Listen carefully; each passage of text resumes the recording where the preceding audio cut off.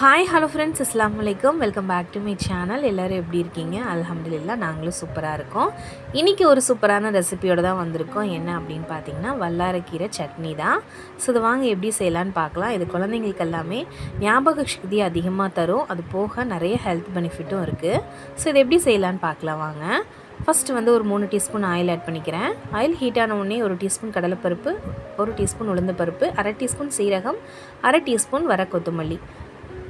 வல்லாரக்கீரையை இந்த மாதிரி நம்ம க்ளீன் பண்ணி எடுத்து வச்சுக்கலாம். இப்போ இது கோல்டன் கலர் ஆன உடனே காரத்துக்கு நம்ம வரமிளகாய் ஆட் பண்ணிக்கலாம். உங்களுக்கு எவ்வளோ காரம் வேணுமோ அந்தளவுக்கு நீங்கள் ஆட் பண்ணிக்கோங்க. நான் ஒரு 7 குட்டை மிளகான்னு சொல்லுவாங்க இல்லையா, அதுதான் நான் சேர்த்திருக்கேன்.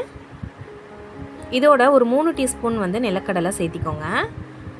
இந்த சட்னி பார்த்திங்கன்னா ரைஸ்க்கும் சூப்பராக இருக்கும். இட்லி, தோசை எல்லாத்துக்குமே, சப்பாத்தி எல்லாத்துக்குமே செம்ம காம்பினேஷன். நம்ம நிலக்கடலை சேர்த்துறதுனால ரொம்ப டேஸ்ட்டாக இருக்கும். இதில் வந்து பார்த்திங்கன்னா ஒரு 20 பல் சின்ன வெங்காயம் நான் ஆட் பண்ணிக்கிறேன். இது எல்லாமே நல்லா வதங்கி வரட்டும். 4 பல் பூண்டு ஆட் பண்ணிக்கலாம். ஒரே ஒரு தக்காளி பழம் நான் கட் பண்ணி ஆட் பண்ணிக்கிறேன். எப்பயுமே வல்லாரக்கீரையில் பார்த்திங்கன்னா நம்ம புளி ஆட் பண்ணக்கூடாது. நம்ம கடைஞ்சாலும் சரி புளி ஆட் பண்ணக்கூடாது. நீங்கள் தக்காளி கூட சேர்த்து நீங்கள் கடைஞ்சிக்கலாம். ஒரு தக்காளி பழம் நான் ஆட் பண்ணியிருக்கேன். அவ்வளோதான். இப்போ வந்து நம்ம என்ன பண்ண போகிறோன்னா, வல்லாரக்கீரையை நம்ம அதெல்லாம் வதங்கினதுக்கப்புறம் இதை சேர்த்திக்கலாம். வல்லாரக்கீரை பார்த்திங்கன்னா குழந்தைங்களுக்கு ஞாபக சக்தி வந்து அதிகரிக்கும். அதுக்கப்புறம் பார்த்திங்கன்னா இந்த வெரிகோசஸ் வெயின்லாம் இருக்குது இல்லையா, அவங்களுக்கெல்லாம் வந்து ரொம்ப ரொம்ப நல்லது. அதாவது பிளட் சர்க்குலேஷன் வந்து இது நல்லா வந்து உங்களுக்கு இம்ப்ரூவ் பண்ணும். ஸோ இது நல்லா வதங்கினதுக்கப்புறமா நம்ம வந்து இதில் ஆற வச்சு நம்ம அது வந்து அரைக்க வேண்டியது தான்.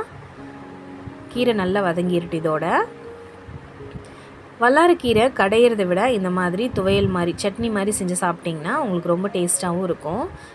கடையும் போது கூட உங்களுக்கு அந்தளவுக்கு டேஸ்ட் வராது, பிடிக்காமல் சாப்பிடுவாங்க. இந்த மாதிரி சட்னி மாதிரி நம்ம செஞ்சோம் அப்படின்னா எல்லாத்துக்குமே பிடிக்கும். குழந்தைங்க வந்து விரும்பி சாப்பிடுவாங்க. இதில் நம்ம கீரை சேர்த்திருக்கோமானே அவங்களுக்கு தெரியாது. அதனால் நீங்கள் தாராளமாக கொத்தமல்லி சட்னி, புதினா சட்னினே நீங்கள் கொடுக்கலாம். நான் வந்து கொஞ்சமாக தேங்காய் சேர்த்திக்கிறேன் ஃபைனலாக. இப்போ ஒரு மிக்ஸி ஜாருக்கு மாற்றிட்டு தேவையான அளவு உப்பு சேர்த்தி நம்ம இதை அரைச்சிட்டு வந்துடலாம். அவ்வளோதான், சூப்பரான வல்லாரக்கீரை சட்னி ரெடி ஆயிடுச்சு. ஃபைனலாக இதுக்கு ஒரு தாளிப்பு சேர்த்தி நீங்கள் சாப்பிட்டுக்கலாம். இல்லைனா அப்படியே கூட நீங்கள் சாப்பிட்டுக்கலாம். நல்லா சுட சுட சாதத்துக்கு நீங்கள் இதை வச்சு சாப்பிட்டு பாருங்கள். அவ்வளோ டேஸ்ட்டாக இருக்கும். கண்டிப்பாக இதை ட்ரை பண்ணி பாருங்கள். தேங்க்ஸ் ஃபார் வாட்சிங்.